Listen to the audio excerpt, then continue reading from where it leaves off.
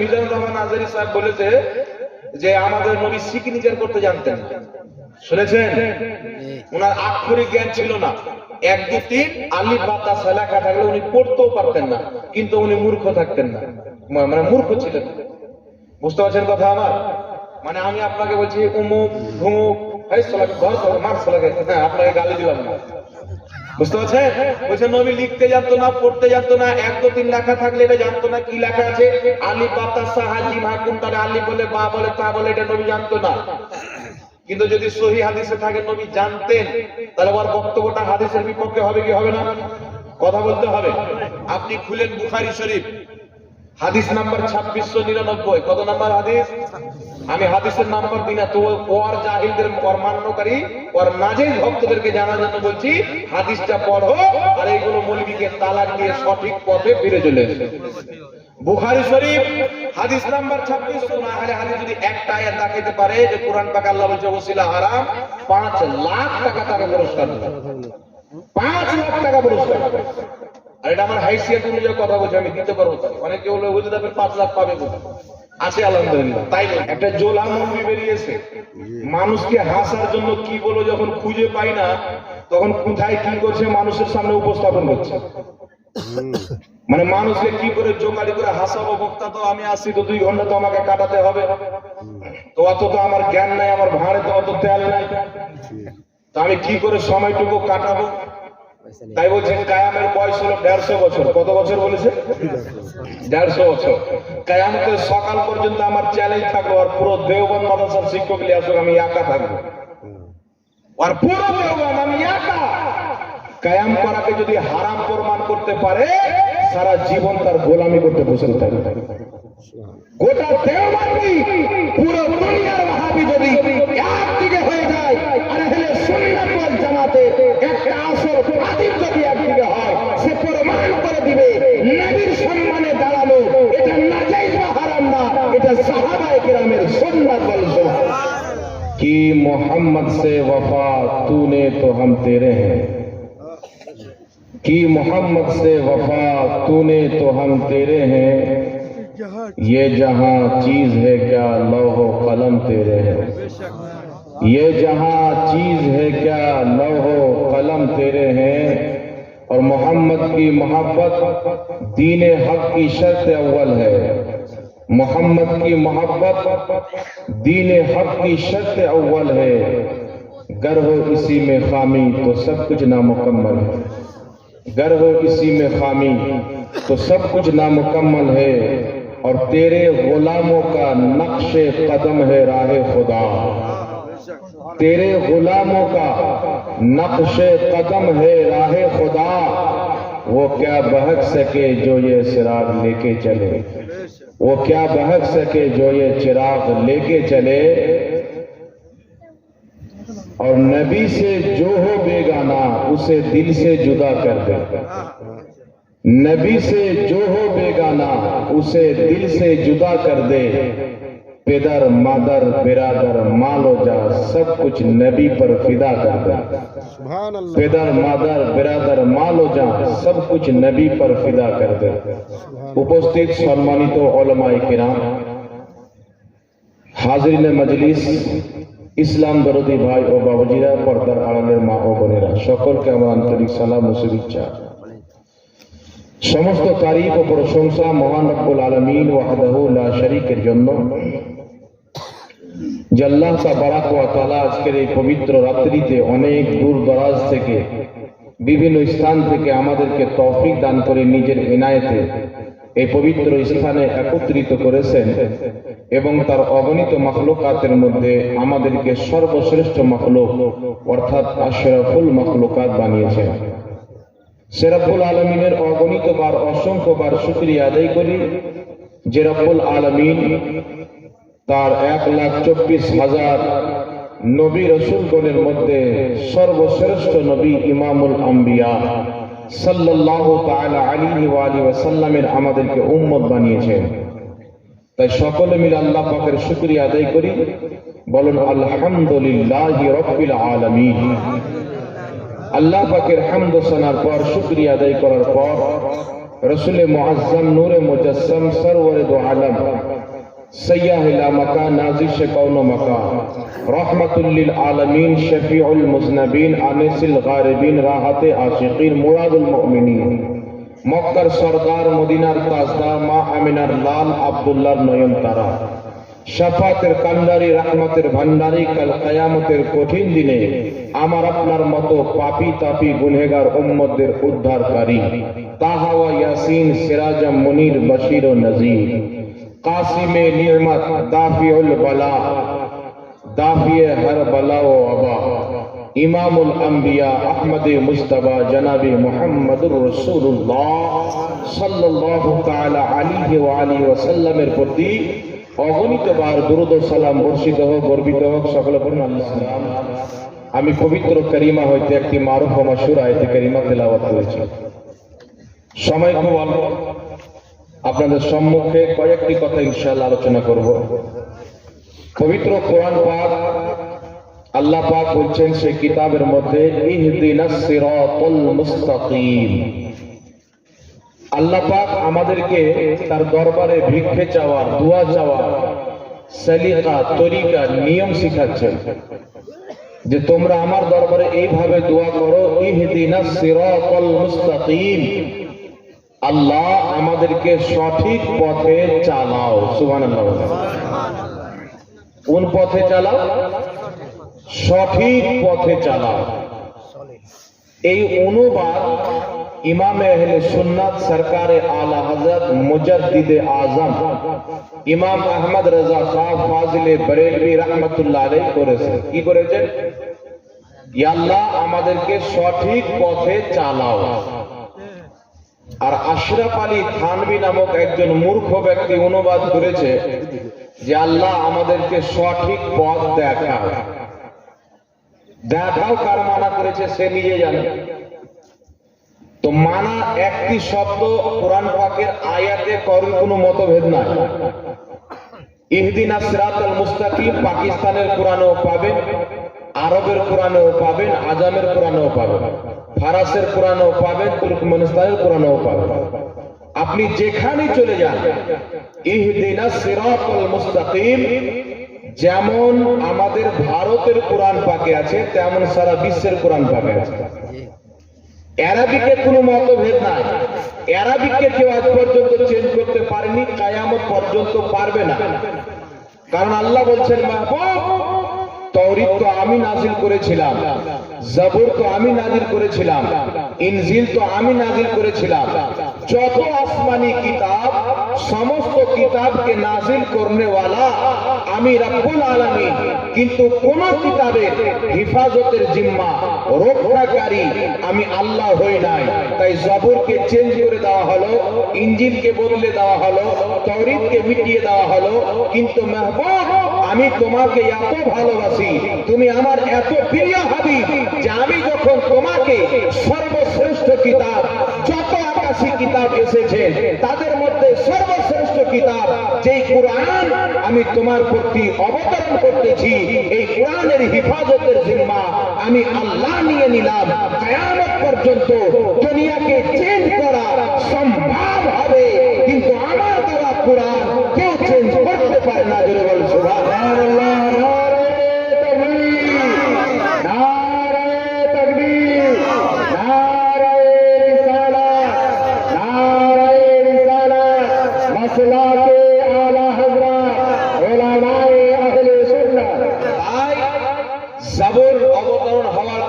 কয়েক বছর পর, কিছু বছর পর তার মধ্যে গড়বড়ি করে দেওয়া হয়েছে।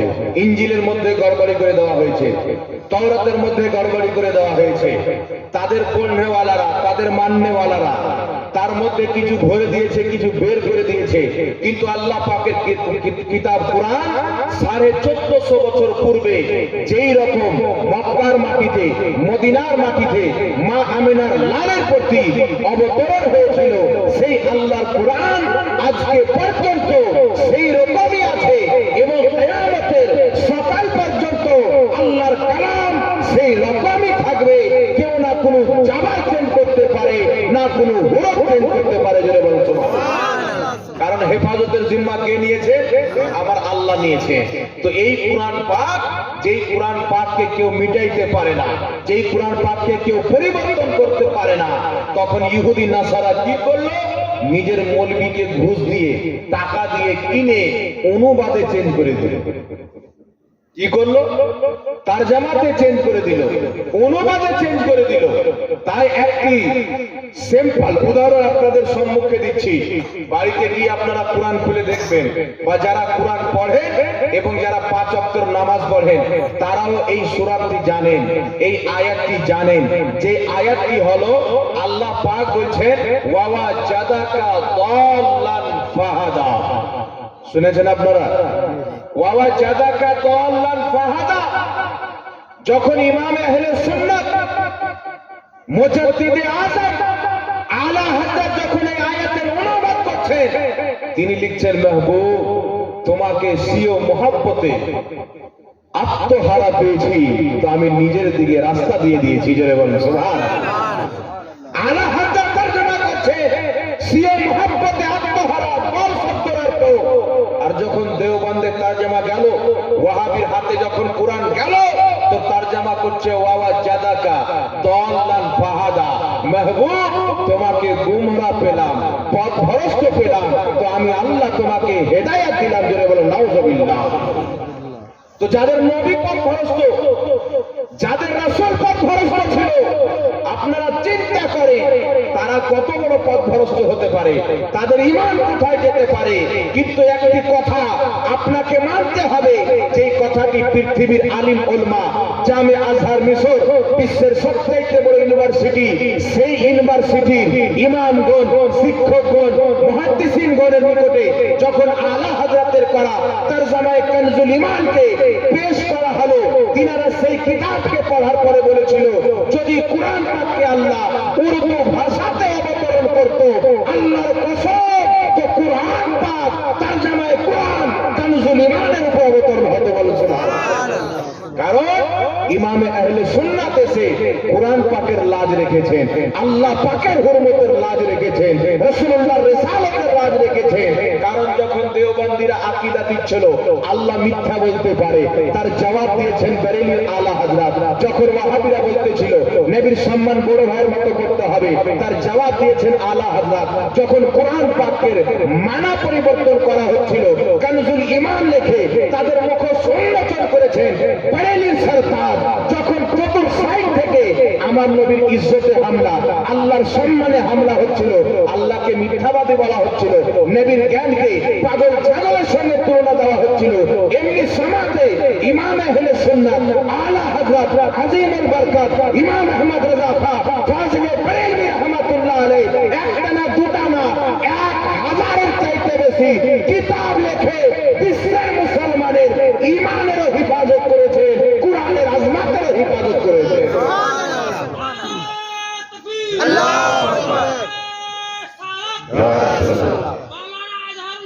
তাই ব্রাদার, আল্লাহ তাবারাক ওয়া তাআলার কোরআনকে যখন ছিন্ন ভিন্ন করা হচ্ছে, এই কোরআনের তরজমা যখন কোন গায়ের মুসলিম পড়বে যে নবী পথভ্রষ্ট ছিল, আল্লাহ পরে হেদায়েত দিয়েছেন, তাহলে ইহুদি কি বলবে? তোমাদের নবী তো নিজেই পথভ্রষ্ট ছিল, তোমাদের কোরআন বলছে। আজকে নাস্তিককে সুযোগ কে করিয়ে দিচ্ছে? খ্রিস্টানকে সুযোগ কে করিয়ে দিচ্ছে? একদিকে কোথার গাঁজাখোরকে ধরে নিয়ে এসে বলে আমি খ্রিস্টানের সঙ্গে বাহাত করলাম, কোথাকার মদখোরকে বসিয়ে বলে খ্রিস্টানের সঙ্গে বাহাত করলাম।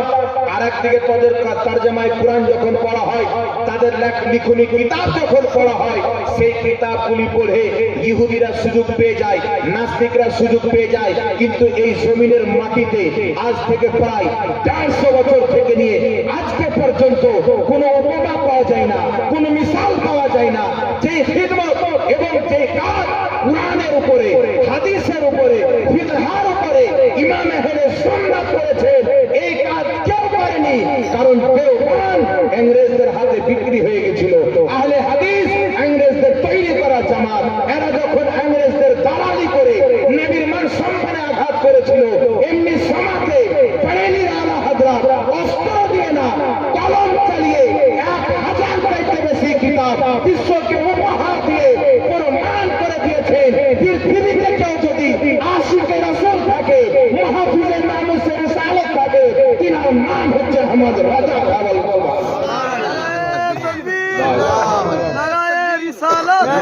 मसलक आला हजरत जिंदाबाद, उलेमाए अहले सुन्नत जिंदाबाद, मुफ्ती साहब। তাই ব্রাদার, আজকে এরা আলা হাজরাতের নাম শুনে এদের ব্যথা কেন হয়ে যায় জানেন?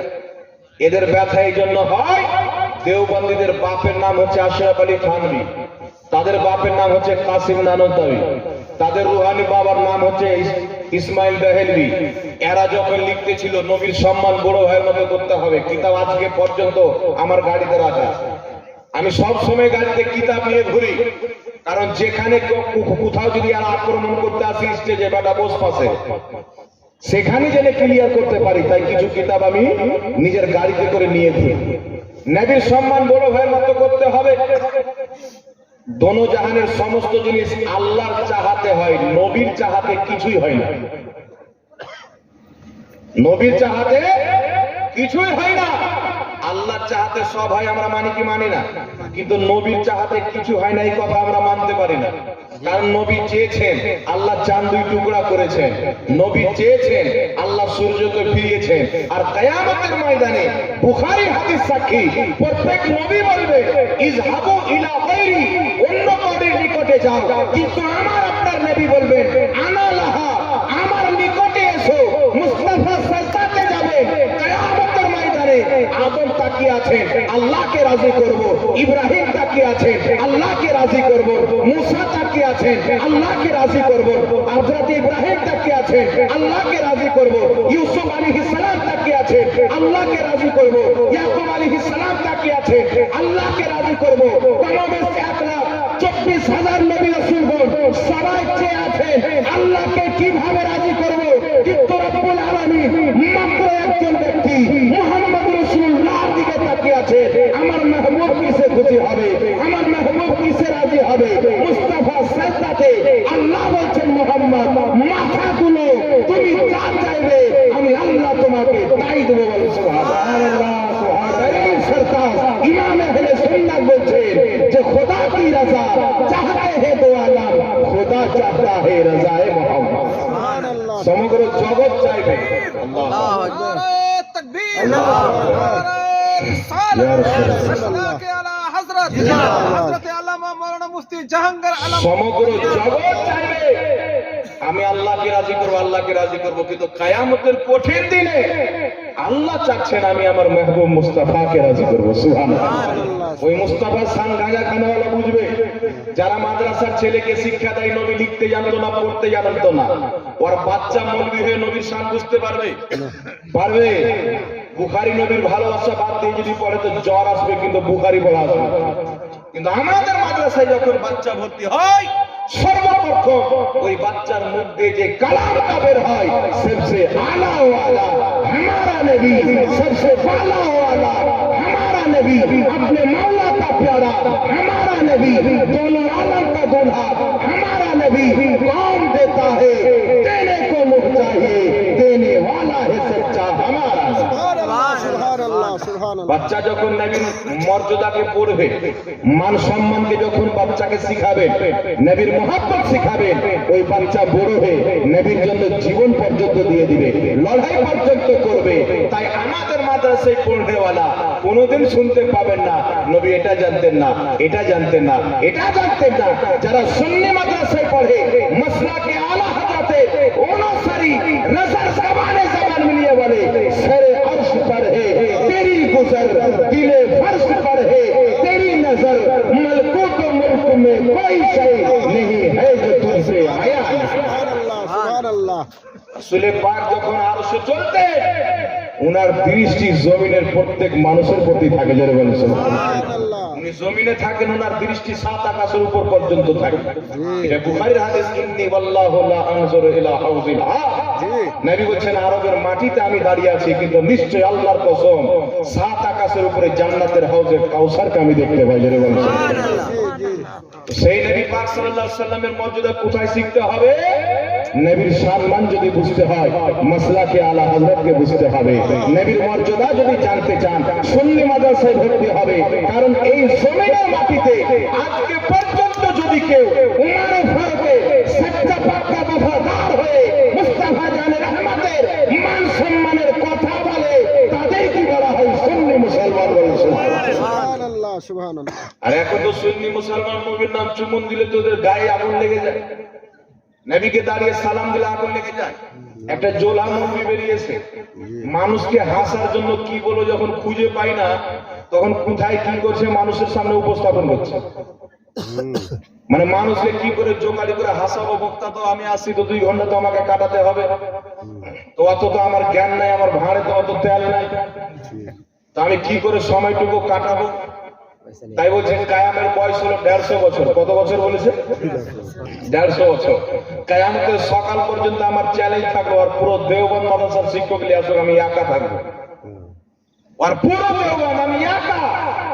কায়াম করাকে যদি হারাম প্রমাণ করতে পারে সারা জীবন তার গোলামি করতে বসে থাকবে।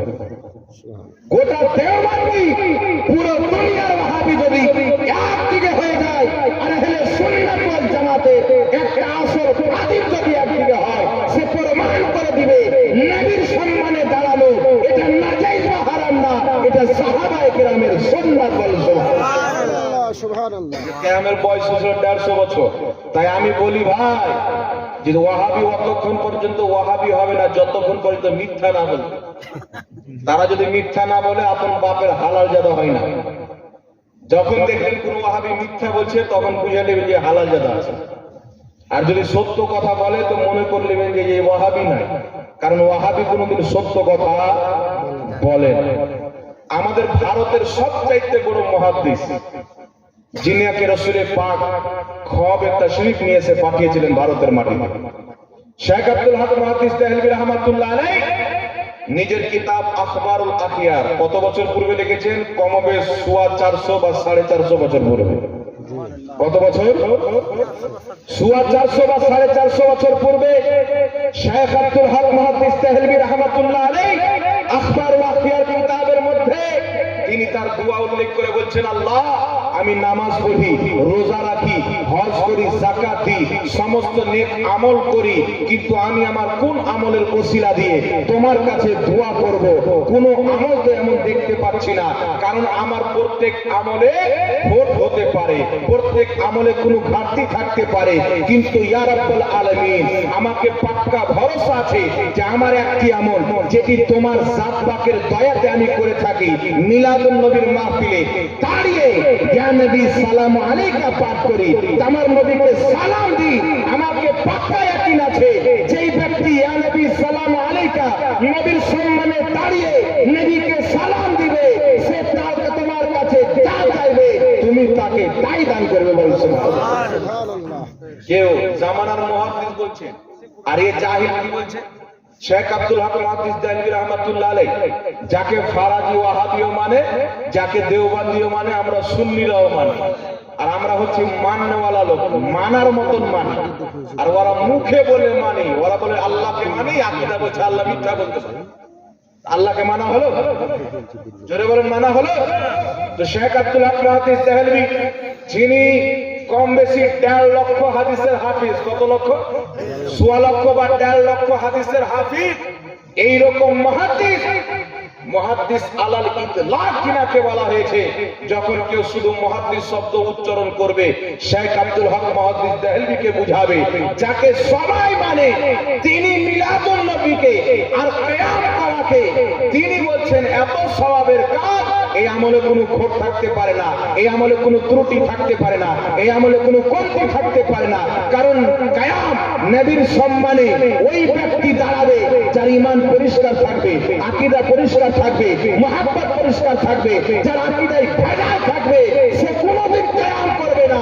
যার ঈমান সাহাবার মতো পরিষ্কার হবে তারাই নবীকে দাঁড়িয়ে সালাম জানাবে। বলেন সুবহানাল্লাহ। সুবহানাল্লাহ। বলছে 150 বছর হলো কিয়ামের বয়স, পাগলা কুত্তা কোথায় না, ওর বাপও তো পড়েনি, তাহলে ও কি পড়বে বলে? হাদিসে কত কিয়াম ভরা হয়, বুখারী শরীফে, বুখারী শরীফ বাবুল কিয়ামে কুমিলা সাইয়্যিদুকুম, আমার নবী নিজেই অন্য সাহাবীর সম্মানে অনেক সাহাবীকে বলছেন তোমাদের সম্মানের জন্য দাঁড়িয়ে যাও, তোমাদের সরদারের সম্মানে। নবী পাকের সম্মানে সাহাবী দাঁড়িয়েছেন, মা ফাতেমার সম্মানে নবী দাঁড়িয়েছেন, আবু দাউদ শরীফের হাদিস। আর মা ফাতেমার সম্মানে নবী পাক দাঁড়াচ্ছে, নবী পাকের সম্মানে মা ফাতেমা দাঁড়াচ্ছে। সুবহানাল্লাহ বলবেন না? আবু দাউদ শরীফের মধ্যে সহিহ হাদিস, দেখেন নাসিরউদ্দিন আলবানী ওয়াহাবিদের রুহানি বাপ ঘড়ির মেকার পাক্কা মূর্খ ছিল, ও পর্যন্ত বলেছে যে নবী পাকের সম্মানে এই হাদিসটাকে সহি বলেছে। তাই বিরাদার, নবী পাকের সম্মানে দাঁড়ানো এটা সুন্নাতে সাহাবা, সুন্নাতে সাহাবা আমি প্রমাণ করব। আর সম্মানে দাঁড়ালো এটা আমার নবীর নিজের সুন্নাত। সুবহানাল্লাহ। মা ফাতেমার সম্মানে আমার নবী দাঁড়িয়ে প্রমাণ করে দিয়েছে যে তোমার ছোট যদি কেউ থাকে, তার মর্যাদা আল্লাহর দরবারে থাকে, তার সম্মানে যদি দাঁড়াও এটা আমি মুস্তাফার সুন্নাত হয়ে যাবে। আর বড়দের সম্মানে যদি দাঁড়াও আমার সাহাবার সুন্নাত হয়ে যাবে। জোরে বলো সুবহানাল্লাহ। এবার আরেকজন জগৎ বিখ্যাত ইমাম, বুখারী শরীফের সারা লিখনে वाला, জারহ ও তা'দীলের কিতাব লিখনে वाला ইমাম ইবনে হাজার আসকালানী রাহমাতুল্লাহ আলাইহি নিজের কিতাব মাওলুদুল কবিরের মধ্যে লিখতেছে যে কিয়াম করা, মিলাদ করা এবং কিয়াম করা, যেটা আমরা সম্মিলিতভাবে দাঁড়িয়ে ইয়া নবী সাল্লাল্লাহু আলাইহি ওয়াসাল্লাম পাঠ করি, ইমাম ইবনে হাজার আসকালানী নিজের কিতাবের মধ্যে লিখতেছেন এটা করা হচ্ছে মুস্তাহাব সওয়াবের কাজ। জোরে বলেন সুবহানাল্লাহ। ইমাম ইবনে হাজার আসকালানী কত বছর পূর্বে? 500 বছর পূর্বের ইমাম। তিনি বলছেন কিয়াম করা, কিয়াম করা এটা সওয়াবের কাজ, নেকির কাজ। জোরে বলেন সুবহানাল্লাহ। তাহলে আমরা নেকির কাজ ছাড়বো? একটু জোরে বলে ছাড়বো? এইবার চলে আসেন কম বেশি 1100-1150 বছর পূর্বের মুহাদ্দিস ইমাম বাইহাকী রাহমাতুল্লাহ আলাইহি, জিনার ফতোয়াটিকে ইমাম ইবনে হাজার আসকালানী নিজের কিতাব ফাতহুল বারী বুখারী শরীফের সারার মধ্যে উল্লেখ করেছেন যে সম্মানিত ব্যক্তির জন্য দাঁড়ানো, তার সম্মানে কিয়াম করা এটা হচ্ছে মুস্তাহাব কাজ, সওয়াবের কাজ। জোরে বলেন সুবহানাল্লাহ।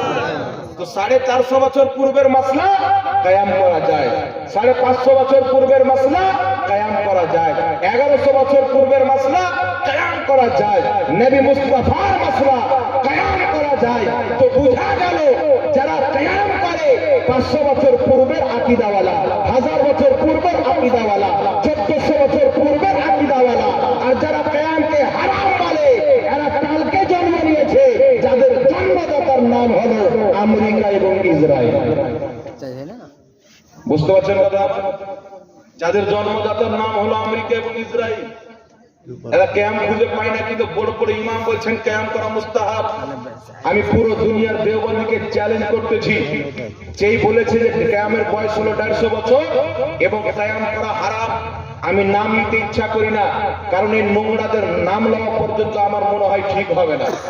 যেই ব্যক্তি বলেছে কিয়াম করা হারাম, আমার কিয়ামত পর্যন্ত পুরো দুনিয়ার দেওবন্দীকে, পুরো দুনিয়ার ওয়াহাবিকে আমার চ্যালেঞ্জ, যদি কোনো ওয়াহাবি নিজের ফতোয়াতে সত্য থাকে, মুনাফিক যদি না থাকে, শরীয়তকে যদি মানে, তো তারা ফতোয়া দেয় শেখ আব্দুল হক মুহাদ্দিস দেহলভী বিদআতি ছিল, হারাম কাজ করেছে।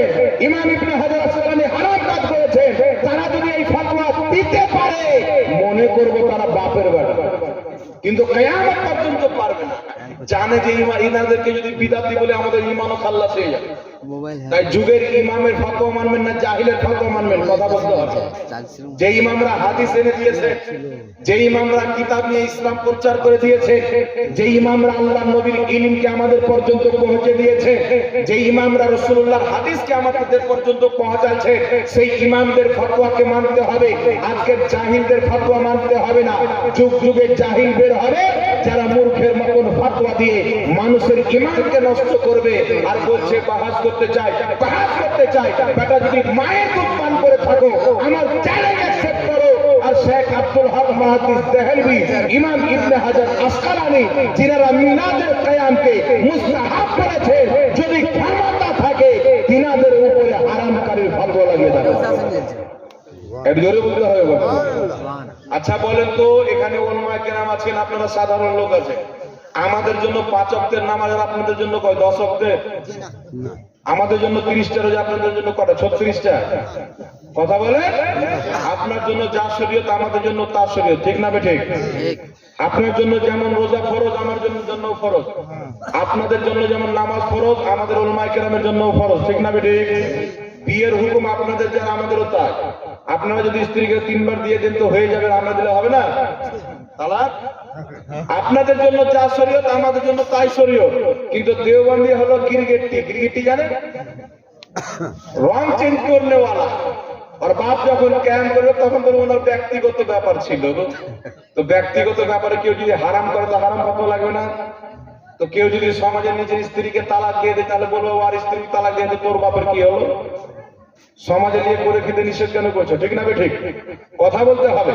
শরীয়ত আপনার জন্য যা আমাদের জন্য তা, শরীয়ত সাহাবায়ে কেরামের জন্য যা ছিল আমাদের জন্য তাই আছে না নাই? জোরে বলতে হবে। শরীয়ত সালফের জন্য যেটা সেটা আমাদের জন্য। তো যখন উম্মতের সালাফ যারা আজকে নিজেকে ওরা আমরা সালাফি মতে বলে লোক, ওরা সালাফদের আকীদাকে তারা নষ্ট করতেছে। সালাফ কাকে বলে? পূর্বে শরীর মুসলমান বড় বড় ইমামদেরকে সালফে সালেহিন বলা হয়। কি বলা হয়?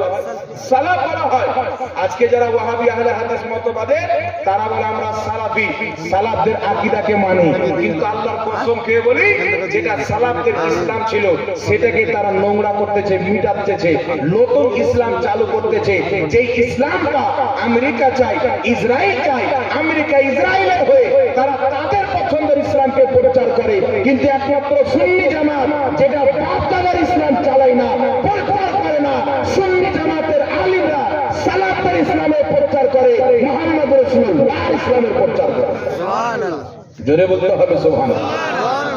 তাহলে যদি দেওবন্দের কি করে ক্যাম্প করা হারাম হয়, যে ফতোয়া দিয়েছে, তাহলে শেখ আব্দুল হক মুহাদ্দিস দেহলভী নিজে ক্যাম্প করেছেন আকবরুল আকবর কিতাবের 634 নম্বর পৃষ্ঠার মধ্যে তিনি লিখেছেন। তাহলে তিনার উপরে হারামকারীর ফতোয়াকে দিতে হবে কি হবে না? জোরে বলেন, জোরে বলেন। ইমাম ইবনে হাজার আসকালানী রাহমাতুল্লাহ আলাইহি শাইখুল ইসলাম তিনি নিজের কিতাব মাউলুদে কবির কিতাবের মধ্যে মিলাদের ক্যাম্পকে তিনি মুস্তাহাব লিখেছেন। সুবহানাল্লাহ বলেন। তাহলে তিনার উপরে হারামের ফতোয়া দিতে হবে কি হবে না? আর কেউ যদি কোনো হারাম কাজকে মুস্তাহাব মনে করে, সওয়াবের কাজ মনে করে, তার উপরে আরো কঠিন ফতোয়া লাগবে। তাহলে এই দুইজনের উপরে আরো অনেক হাওয়ালা আছে আমার কাছে, দুইজনের হাওয়ালা দিয়ে যাচ্ছি। শেখ আব্দুল হক মুহাদ্দিস দেহলভী রাহমাতুল্লাহ আলাইহি, ইমাম ইবনে হাজার আসকালানী শাইখুল ইসলাম রাহমাতুল্লাহ আলাইহি, যদি কোনো দেওবন্দি মুনাফিক না থাকে, জাহান্নামের কুকুর যদি না থাকে, তাহলে এই দুইজন ইমামের উপরে হারামকারীর ফতোয়া লাগিয়ে রাখা। আর যদি না লাগায় তাহলে ওনারা যদি ক্যাম্প করলে হারামকারী না হয় তা আমরা হব? জোরে বলতে হবে, হব? আমরা হব না। বিরাদের ইসলাম কখনো বলছে ইয়া নবী বলে নবীকে ডাকো তো নবীকে অপমান করা হয়। একটু লক্ষ্য করে শুনবেন বাকি, বলছে ইয়া নবী বলে তোমরা নবীকে ডেকে নবীকে অপমান করো, মানে ইয়া নবী বলা মানে নবী পাককে অপমান করা। আচ্ছা বলেন তো বাপজি, আমাকে যদি সালা বলেন গালি হবে কি হবে না? জোরে বলেন। আমার বাপকে যদি বলেন তো হবে কি হবে না? আমার নজরে আরো বেশি গালি হবে কি হবে না? তো আল্লাহ হচ্ছে স্রষ্টা, সমগ্র জগৎকে সৃষ্টি করনেওয়ালা মাবুদ কে? আল্লাহ। আর আমাদের নবী কি? আল্লাহর সৃষ্টি বান্দা, ঠিক না ঠিক? তো ইয়া নবী বললে যদি নবীর তৌহিন হয়, তাহলে ইয়া আল্লাহ বললে আল্লাহর বেশি তৌহিন হবে কি হবে না? তো আল্লাহর তৌহিনকারী মুসলমান না কাফির? জোরে বলেন। আল্লাহর বেয়াদবি করনেওয়ালা, আল্লাহকে গালি দেনেওয়ালা, আল্লাহকে অপমান করনেওয়ালা মুসলমান থাকবে না কাফির হবে? ওর বউ পর্যন্ত তালাক হয়ে যাবে। ওর মাকে মাঝে জিজ্ঞাসা করবে। তাহলে যেই মুন্সি দেওবন্দিরা বলে যে ইয়া নবী বলা মানে নবীকে গালি দেওয়া, তারা যখন দোয়া করছে ইয়া আল্লাহ আমার মাদ্রাসাকে চালাও, দোয়া করে কি করে না? ইয়া আল্লাহ অমুক 500 টাকা দান দিয়েছো, ওর বাপ মাকে জান্নাত নসিব করে দাও। ইয়া আল্লাহ আমাদের বেড়াকে তুমি পার করে দাও। ইয়া আল্লাহ আমাদের মুসিবতকে তুমি দূর করে দাও। দোয়া করে কি করে না? কথা বলে। তাহলে ইয়া মুহাম্মদ, ইয়া নবী যদি বললে গুস্তাখি হয়, নবীর বেয়াদবি হয়, তাহলে ইয়া আল্লাহ বলে তারা আল্লাহর বেয়াদবি করলো কি করলো না? তাদের ফতোয়া অনুযায়ী, তাহলে তাদের ফতোয়া অনুযায়ী তাদের সবার বউ কিন্তু তালাক হয়ে গেছে। তাই যত দেওবন্দি মৌলবি দেখছেন আর হবে সব জারো সন্তান হবে কি হবে না? ওদের ফতোয়া অনুযায়ী। তাহলে ইয়া নবী বললে যদি গুস্তাখি হয় বেটা, তাহলে তোমরা রোজ রোজ ইয়া আল্লাহ বলে দোয়া করছো, তোমরা তো রোজ নবীর আল্লাহর গুস্তাখি করছো। তাহলে আল্লাহর গুস্তাখি করো তো বেশি বড় বেয়াদবি। এই গাঁজা খানেওয়ালা ফতোয়া কি দেয় বেটা সেটাও জানে না। মানুষ যেমন মদ খেয়ে মাতাল হয়ে বাড়িতে এসে খালাকে মা বলে, স্ত্রীকে চাচি বলে, বলে কি বলে না? বেটাকে বলছে কি খবর আব্বা ভালো আছো, উল্টা পুল্টা বলে কি বলে না? এই গাঁজা ঘুরে চাইতে বেশি আর শয়তানের নেশাতে পাগলা হয়ে গেছে। বলছে ইয়া নবী বলা মানে আর নবীকে গালি দেওয়া, তাহলে ইয়া আল্লাহ বলা তো আল্লাহকে গালি দেওয়া, ঠিক না বেঠে? তাহলে কি বুঝতে পারলেন? যদি ইয়া নবী বলতে গালি দেওয়া হয় তো তারা আল্লাহকে গালি দিচ্ছে, ইয়া আল্লাহ বলে আল্লাহকে অপমান করছে। কিন্তু আসল মসলা হলো শুনে, ইয়া আল্লাহ বলা, ইয়া নবী বলা, ইয়া নবী বলা এটা আল্লাহর সুন্নাত, ইয়া আল্লাহ বলা এটা মুস্তাফার সুন্নাত। জোরে বলেন সুবহানাল্লাহ। কারণ আল্লাহ কোরআনে বলছেন ইয়া আইয়ুহান নবী, বলছে কি বলে না ইয়া আইয়ুহান নবী, এটাই হলো ইয়া নবী। ইমাম জামি রাহমাতুল্লাহ আলাইহি শারহে জামির মধ্যে লিখেছেন ইজা ক্বালা ইয়া রাজুলু ফামানাহু কামানা ইয়া আইয়ুহার রাজুল, ইয়া আইয়ুহার রাজুলটা হইল ইয়া রাজুল, ইয়া আইয়ুহান নবীটাই হলো ইয়া নবী। জোরে বল সুবহানাল্লাহ। আর একটু জোরে হবে না সুবহানাল্লাহ। তাই জিবরিল আলাইহিস সালাম তারিফে জুরজানের মধ্যে হাদিসটি রয়েছে, আপনার শারহে মুস্তাফার মধ্যে ইমাম কুসাইরি হাদিসটিকে লিখেছেন। হাদিসটি কি? জিবরিল আলাইহিস সালাম এসে আমার নবীর দরবারে বলছেন ইয়া মুহাম্মদ আলাইকা সালাম। জোরে বল সুবহানাল্লাহ। ইয়া মুহাম্মদ আলাইকা সালাম। আরেক জায়গাতে হাদিস জিবরিল আমিন এসে বলছেন ইয়া আহমদ আলাইকা সালাম। তাহলে কি বুঝতে পারলেন? আগে ইয়া নবী বলে পরে সালাম দেওয়া জিবরিলের সুন্নাত, আগে ইয়া রাসূল বলে পরে সালাম করা জিবরিলের সুন্নাত, আগে ইয়া হাবিব বলে পরে সালাম করা জিবরিলের সুন্নাত। আর জিবরিল আমিন আমার নবীকে এসে সালাম দিলেন, আমার নবী উত্তর দিয়ে নিজের হাদিস বানিয়ে দিলেন। তাহলে ইয়া নবী বলে সালাম দেওয়া এটা নবী পাকের হাদিস থেকে প্রমাণিত। বলো সুবহানাল্লাহ। এখানে উলামায়ে কেরাম বসে আছেন, জিজ্ঞাসা করবেন হাদিস হলো তিন প্রকার। কত প্রকার? একটি হচ্ছে হাদিসে কওলি, একটি হচ্ছে হাদিসে ফেইলি, একটি হচ্ছে হাদিসে তাকরীরি। কয় প্রকার হলো? হাদিসে কওলি বলা হয় নবী পাক যেগুলি বলেছেন সেগুলোকে বলা হয় হাদিসে কওলি। হাদিসে ফেইলি বলা হয় নবী পাক যেগুলো করেছেন সেগুলোকে হাদিসে ফেইলি। আর হাদিসে তাকরীরি বলা হয় নবী পাকের সামনে কেউ কিছু করেছেন, কোন সাহাবী নবী পাক সেটাকে সমর্থন করেছেন, সেটাকে বলা হয় হাদিসে তাকরীরি। সুবহানাল্লাহ। তো জিবরিল আমিন এসে বলছেন ইয়া মুহাম্মদ আলাইকা সালাম, ইয়া আহমদ আলাইকা সালাম। আমার নবী বলছেন না জিবরিল ইয়া মুহাম্মদ বলে তো তুমি আমার অপমান করতেছো, ইয়া মুহাম্মদ বলে পরে সালাম দিলে তুমি ভুল করতেছো। আমার নবী উত্তর দিয়ে প্রমাণ করে দিলেন জিবরিল সঠিক বলছে। তো কিয়ামত পর্যন্ত যারা ইয়া নবী সালাম আলাইকা পাঠ করবে তারা হলো সঠিক মুসলমান, যারা এটাকে নাজায়েজ বা হারাম মনে করবে তারাই হলো ইহুদি মুসলমান। এদের ঈমান নাই, নবী সালাম কেন হারাম করছে? কপাতা হাদিস পড়েছে জোলহারা জানে কি বলে সালাম দিতে হয় আর কি বলে সালাম দিতে হয় না জানে না। তো এদের থেকে ঈমানকে বাঁচিয়ে রাখতে হবে কি হবে না? একটু জোরে বলতে হবে, হবে কি হবে না? খুব সাবধান মুসলমান। একটি দল হচ্ছে জান্নাতি সুন্নি জামাত। তাই এই জামাতের মধ্যে খাজা গরিব নওয়াজকে পাবেন, এই জামাতের মধ্যে গৌস পাককে পাবেন, এই জামাতের মধ্যে ইমামে আজম আবু হানিফাকে পাবেন, এই জামাতের মধ্যে ইমাম জাফর সাদিককে পাবেন, এই জামাতের মধ্যে তাতা আলী হুজুরি, এই জামাতের মধ্যে মাহবুব ইস্তানি, এই জামাতের মধ্যে নিজামউদ্দিন আউলিয়া, এই জামাতের মধ্যে কুতুবউদ্দিন বখতিয়ার কাকি। দুনিয়াতে যত ওলি আছে সবাই সুন্নি মুসলমান ছিল, কারণ ওলি ইমানদারের মধ্যে হয়, তাই সুন্নিরা ওলি হয়েছে, সুন্নিরাই হচ্ছে ইমানদার। বলেন সুবহানাল্লাহ। ওয়াহাবির মধ্যে কোন ওলি শুনেছেন? কেন শুনেননি? এতই যদি পাক্কা ইমানদার হয় তাহলে ওলি হতো না? ওদের মধ্যে কোনো ওলি নেই। কেন নাই জানো? ওরা হচ্ছে আল্লাহর দুশমন।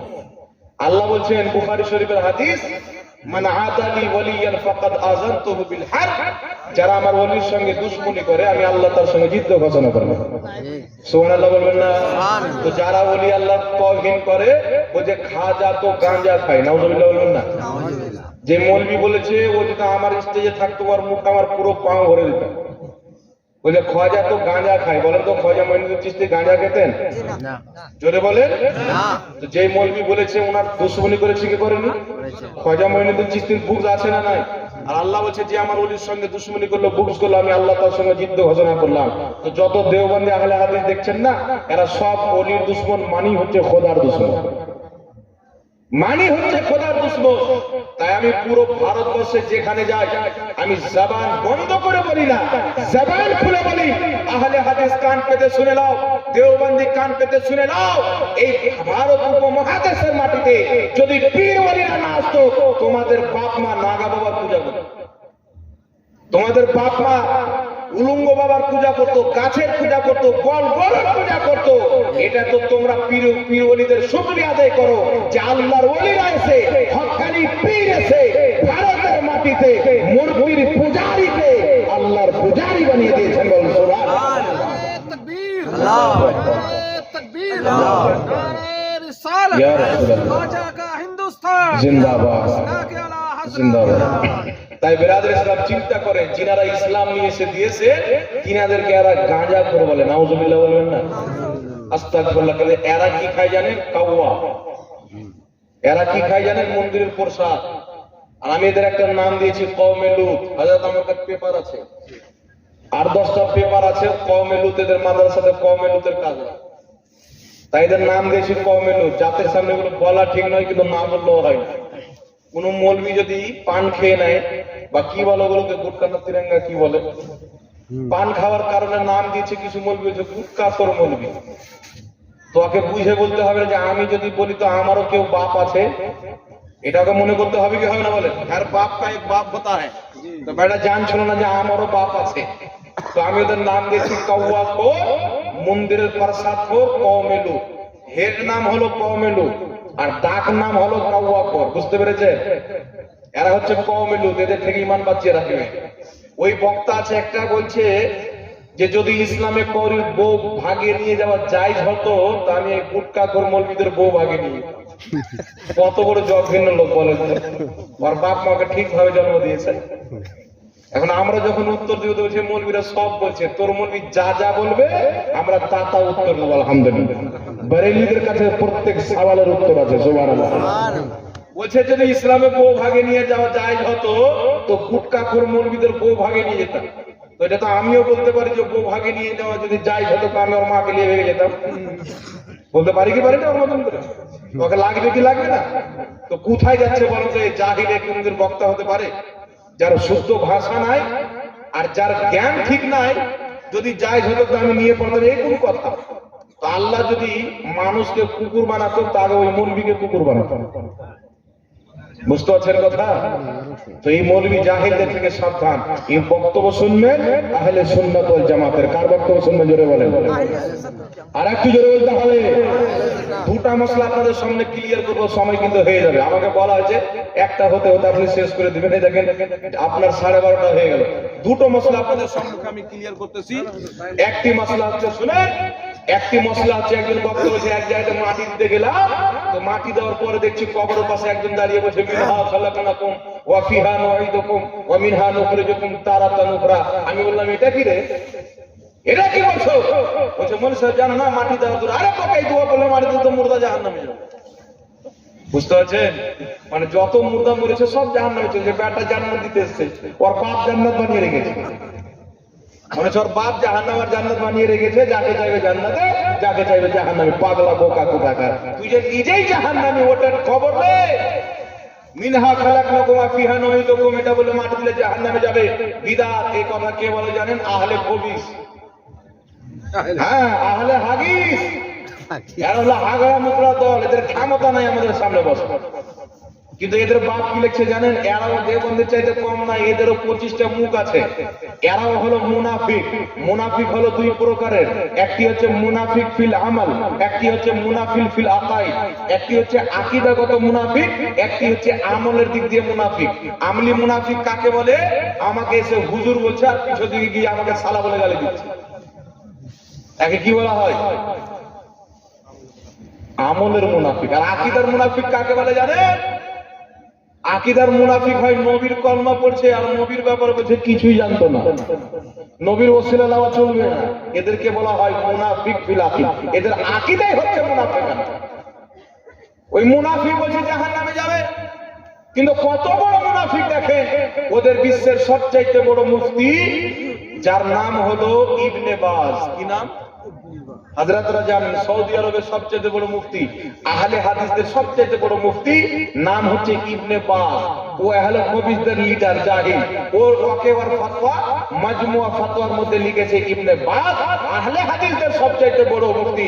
ওকে জিজ্ঞাসা করা হলো মিনহা খালাকনাকুম ওয়া ফিহা নুঈদুকুম ওয়া মিনহা নুখরিজুকুম তারাতান উখরা, এই আয়াতটি পাঠ করে মাটি দেওয়া কি? বলছে ইনদাত দাফন, দাফন করার সময়, মাটি দেওয়ার সময় এই আয়াতটি পাঠ করা কি? তো জবাব দিচ্ছে, জবাব হাযা সুন্নাত। এই আয়াতটি পাঠ করে মাটি দেওয়া সুন্নাত। কে বলছে সুন্নাত? ওদের বাপ বলছে সুন্নাত। আর বেটা বলছে এটা পড়ে মাটি দিলে জাহান্নামে যাবে। পাগলা কথা, সবাই তো এটাই পড়ে জাহান্নামে গেছে মাটি দিয়ে, তো আমরা জান্নাতে গিয়ে কি করবো? জান্নাত তো বাপের, তো তুই নিয়ে থাক। যদি আল্লাহর জান্নাত থাকে তো আমরা জান্নাতি, আর তোর বাপ যদি বানিয়ে থাকে তুই যাবি কি না যাবি সেটা তোর ব্যাপার। নাকি বলে? আপনি চিন্তা করেন, নবীর সুন্নাতকে বলছে বিদআত, নবীর সুন্নাতকে বলছে হারাম, নবীর সুন্নাতকে বলছে নাজায়েজ। যারা নবীর সুন্নাতকে নাজায়েজ বলে, হারাম বলে, মিনহা খালাকনাকুম বলে মাটি দেওয়াকে হারাম বলেছে, তাদের জন্য আমার একটি কথা হলো উতুল্লিন বাদা যালিকা জানিম, আসলে ওর পয়দাই সে হারাম, আসলে ওর খাতা আছে, নবীর সুন্নাতকে হারাম বলতো না। আপনারা বলেন তো, নবীর সুন্নাতকে যদি হারাম বলে ঈমান থাকবে? জোরে বলতে হবে। আহলে হাদিসদের গুরু নিজে বলছে এই আয়াতটি পাঠ করে মাটি দেওয়া সুন্নাত।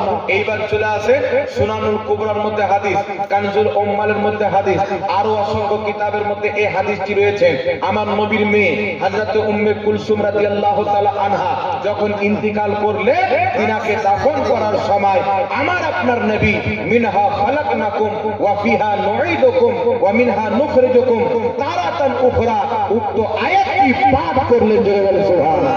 তাই কিয়ামতের সকাল পর্যন্ত মুমিন মুসলমান এই আয়াতটি পড়ে মানুষকে মাটি দিয়ে নবীর সুন্নাতে আমল করে। বলেন সুবহানাল্লাহ। এবার যারা নবীর সুন্নাতকে বাদ দিয়ে এবার বাপ দাদা দুয়া পড়ে মাটি দিবে, দেখ আমাদের দেখার আছে? কারণ আহলে হাদিসরা তো মুসলমানই না, মুসলমান থাকবে তেমনি তো নবীর সুন্নাত মানবে। মুসলমানদের জন্য নবীর সুন্নাতই হচ্ছে জরুরি, আর এদের জন্য নবীর সুন্নাত হারাম। এদের কাঠ মুর্শিদের সুন্নাত যায়, এরা নতুন সুন্নাত বানিয়েছে, এদের মৌলবীর সুন্নাত। কোন মৌলবী? যে বলছে আমি কোনো মাদ্রাসায় পড়িনি, আমি ডিপ্লোমা করেছি, আমি এমএ করেছি, আমি বিএড করেছি, কোনো মাদ্রাসায় পড়িনি, আমাকে হুজুর মনে করিয়েন না, আমি ওই বাংলা কিতাব পড়ে ওয়াজ করতে শিখে নিয়েছি। তাহলে চিন্তা করেন, যে মাদ্রাসায় পড়েনি, বাংলা কিতাব পড়ে ওয়াজ দিয়ে, তাহলে দাসা কি হবে? বুঝতে পারছেন? চিন্তা করে। তাই জগৎ বিখ্যাত ইমাম ইমাম নববী রাহমাতুল্লাহ আলাইহি, যিনাকে সবাই মাথার তাজ মানে, ইমাম নববী রাহমাতুল্লাহ আলাইহি নিজের কিতাব কিতাবুল আসকারের মধ্যে বলছে মিনহা খালাকনাকুম ওয়া ফিহা নুঈদুকুম ওয়া মিনহা নুখরিজুকুম তারাতান উখরা, মাটি দেওয়ার সময় পাঠ করা, এটা হচ্ছে সুন্নাতে মুস্তাহাব্বা। জোরে বলেন সুবহানাল্লাহ। আর একটু জোরে হবে না সুবহানাল্লাহ? তাহলে নবীর সুন্নাত মানবেন না, এক কাঠ মুর্শিদের কথা মানবেন। জোরে বলেন। এরা মৌলবী না, আমি বললাম না, এরা হচ্ছে ঈমানের চোর, এরা দাড়িওয়ালা শয়তান, টুপিওয়ালা শয়তান, শেখ নামে শয়তান, মাওলানা নামে শয়তান। এদের থেকে ঈমান বাঁচাইতে হবে। আব্বা মারা গেছে, মা মারা গেছে, জগতে যে মারা যাবে, মাটি যখন দিতে যাবে মিনহা খালাকনাকুম, এই আয়াতটি পাঠ করে মাটি দিবেন, আমার নবীর সুন্নাতকে জিন্দা রাখবেন। বলুন সুবহানাল্লাহ। রাখবেন তো ইনশাআল্লাহ? জোরে বলেন। এই জাহিলদের কান দিয়েন না। এদের বক্তব্য যদি চলে আসে, মনে করবেন রাস্তাতে চলে যেমন কুত্তা ঘ্যাও ঘা করে, তো কুকুর যদি ঘ্যাও ঘা করার পিছিয়ে দৌড়তে লাগে না, চলে যাবে। এদের বক্তব্য শোনা মানে ঘ্যাও ঘা কুকুর করার পিছিয়ে চলে যাবে। কুত্তার কাজ হলো ঘ্যাও ঘা করা, মানুষের কাজ হলো চলা। আপনি সুন্নাতে আমল করবেন, সুন্নাতে আমল করার কারণেই আমাদের নাম হচ্ছে সুন্নি মুসলমান। জোরে বলেন সুবহানাল্লাহ। আর একটু জোরে বলেন সুবহানাল্লাহ। আলহামদুলিল্লাহ। যাই হোক রাজা ইসলাম, এখানে একটু প্রশ্ন করা হয়েছে। হুজুর আসসালামু আলাইকুম। ওয়ালাইকুম আসসালাম ওয়া রাহমাতুল্লাহি ওয়া বারাকাতুহু। হুজুর, চামড়ার বেল্ট ও হাফ হাতা টি শার্ট পরে নামাজ হবে কি? চামড়ার বেল্ট ও হাত কি হচ্ছে? হাতা টি শার্ট, হাফ হাতার টি শার্ট কেন পড়বেন? আল্লাহ পাক কোরআন পাকে বলেছেন খুযু যিনাতাকুম ইনদা কুল্লি মসজিদ, মসজিদে তোমরা পরিপূর্ণ সাজিয়েছো। কি সাজিয়েছো? পরিপূর্ণ। হাতের শার্ট পরে, হাফ হাতের জামা পরে নামাজ কেউ যদি পড়ে নেয়, নামাজ হয়ে যাবে, কিন্তু কারাগারের সাথে হবে। বুঝতে পারছেন কথা? তাই ফুল হাতে নামাজ পড়তে হবে। তারপরে বেল্ট পরে, বেল্টে তো লোহা থাকে, চামড়া থাকে, হ্যাঁ পিতল থাকে, ওটা খুলে নামাজ পড়ুন, ওটা পরে নামাজ পড়া ঠিক হবে। হুজুর বেনামাজি দান সাদকা ও নফল ইবাদত কবুল হবে কি? যে নামাজিদের জন্য শরীয়তের বিধানই কি, মানে বেনামাজিদের জন্য শরীয়তের বিধান কি, তারা যদি দান সাদকা করে কবুল হবে কি? তো কবুল হবে কিনা আমি কি করে বলবো? আমি কবুল করবো না? কি বলছেন? আল্লাহ পাক অবশ্যই কবুল করনেওয়ালা। আমরা দান করবো ইনশাআল্লাহ, আল্লাহর উপর আমাদের বিশ্বাস, আল্লাহ ইনশাআল্লাহ অবশ্যই কবুল করবেন, ঠিক না বেটা? বেনামাজি দেখেন নামাজ পড়া ফরজ, নামাজ সবাই পড়েন, প্রত্যেক মুসলমানের উপরে ফরজ। যে নামাজ পড়ে না জঘন্যতম পাপী। বুঝতে পারছেন কথা আমার? নামাজ ফরজ এটা জানেন কি জানেন না? কেউ যদি নামাজ না পড়ে, নামাজকে ফরজ মানে, সে মুসলমান। কবিরা গুনাহগার কিন্তু মুসলমান। আমার নবী বলেছেন জামিউল আহাদিসের মধ্যে হাদিস, যে কবিরা গুনাহ করার কারণে কেউ কাফির হয়ে যায়। তো কেউ নামাজ পড়ছে না, নামাজকে ফরজ মানে তো ওকে কাফির বলা যাবে না, গুনাহগার যতই পারেন বলেন, আল্লাহর লানাত ওর প্রতি, এটাও বলা যাবে, কিন্তু ওকে কাফির বলা যাবে না। কিন্তু কেউ যদি বলে আমি নামাজকে ফরজই মানি না, তাহলে ওই ব্যক্তি কাফির হয়ে যাবে। বুঝতে পারলেন কথা আমার? তো নামাজকে ফরজ মেনে কেউ যদি না পড়ে, তাহলে সে মহাপাপী, তাকে নামাজ পড়া ফরজ করতেই হবে। আর কেউ নামাজকে যদি ফরজই মানে না, বলছে না আমার ফরজ মানে না, আমি পড়বো না, ওই ব্যক্তি মুসলমান না, ওই ব্যক্তি কাফির হয়ে যাবে। তার কারণে গুনাহগার দান সাদকা করলে অবশ্যই ইনশাআল্লাহ আল্লাহ পাক কবুল করবে, এটা আমাদের আল্লাহর উপর বিশ্বাস। দান যখন করবেন এটাই বিশ্বাস রাখবেন, আল্লাহর ওলিরা কি ইলমে গায়েব জানেন? দেখেন আল্লাহর এই বিষয়ে আকীদা কেমন রাখবো। দেখেন আল্লাহর ওলিরা ইলমে গায়েব জানেন, এটা কোরআন থেকে প্রমাণিত। যতটুকু আল্লাহ যেটা জানায় ইলহামের মাধ্যমে, বুঝতে পারছেন কথা? ইলহামের মাধ্যমে কোরআন পাক যখন পড়বেন, আয়াতের মধ্যে আছে আল্লাহ বলেছেন জমিন আকাশ আল্লাহ ব্যতীত কেউ গায়েব জানে না। নবী তুমি বলো যে আমি গায়েব জানি না, যদি জানতাম অনেক কল্যাণ একত্রিত করে নিতাম। আমি এটাও বলি না যে আমার কাছে আল্লাহর খাজানা আছে, ইল্লা মাশাআল্লাহ, আল্লাহ যা চায়।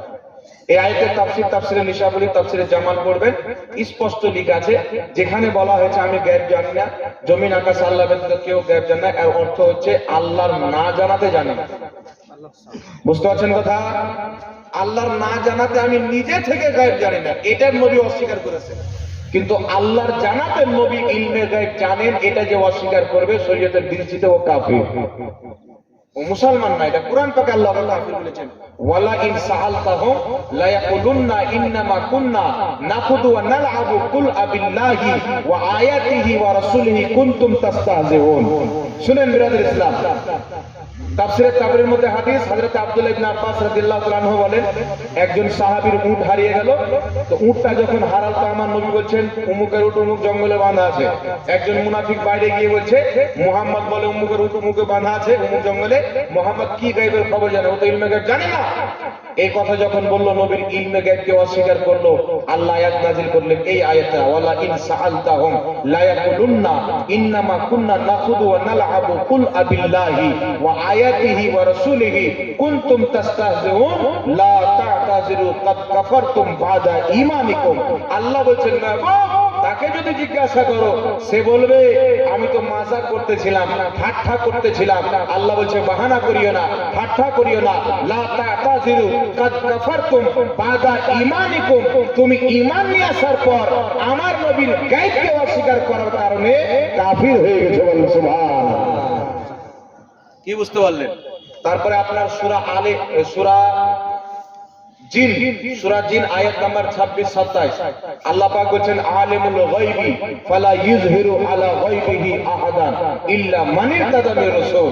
আল্লাহ বলেন আমি গায়ব জাননে ওয়ালা, আমার গায়বের প্রতি কাউকে ক্ষমতা মান করি না, কাউকে ইলমে গায়ব দিই না, ইল্লা মান ইরতাদা মির রাসূল, কিন্তু যে রাসূলের প্রতি রাজি হয়ে যায় ওই রাসূলকে ইলমে গায়ব দিয়ে দিয়ে বলেন সুবহানাল্লাহ। তাহলে আমাদের নবীর প্রতি আল্লাহ রাজি আছে না নাই? প্রত্যেক নবীর প্রতি আল্লাহ রাজি আছে, প্রত্যেক নবীকে আল্লাহ কিছু না কিছু ইলমে গায়েব দিয়েছেন। কিন্তু আমাদের নবীকে আল্লাহ পাক যা কিছু হয়েছে কিয়ামত পর্যন্ত যা কিছু হবে মা কানা ওয়া মা ইয়াকুনের জ্ঞান দান করেছেন, বলুন সুবহানাল্লাহ। এটা তাফসীরে ফাজিলের মধ্যে লেখা আছে, এটাই বুখারী শরীফের হাদিস। নবী পাক সকাল থেকে রাত্রি পর্যন্ত বক্তব্য দিলেন, প্রথম সৃষ্টি থেকে নিয়ে কিয়ামত হওয়া পর্যন্ত, কিয়ামত হয়ে শেষ জান্নাতি জান্নাতে, শেষ জাহান্নামী জাহান্নামে যাওয়া পর্যন্ত সমস্ত জিনিস আমার আপনার নবী বয়ান করে দিলেন, বলেন সুবহানাল্লাহ। বুখারী শরীফের হাদিস থেকে প্রমাণিত, যা হয়েছে কিয়ামত তলাক যা হবে আমার নবী সব কিছু বলেছেন, জানেন। আল্লাহর ওলিরা গায়েব জানে কিনা এই বিষয়ে কি আকীদা রাখতে হবে? দেখেন কোরআন পাকে আয়াত আছে, হযরত খিজর আলাইহিস সালাম, নাম শুনেছেন? খিজর আলাইহিস সালামকে অনেকে আল্লাহ ওলি বলেছেন আর অনেকে নবী বলেছেন। উনার ব্যাপারে কোরআন পাকের মধ্যে আছে ওয়া আল্লামাহু মিন লাদুন্না ইলমা।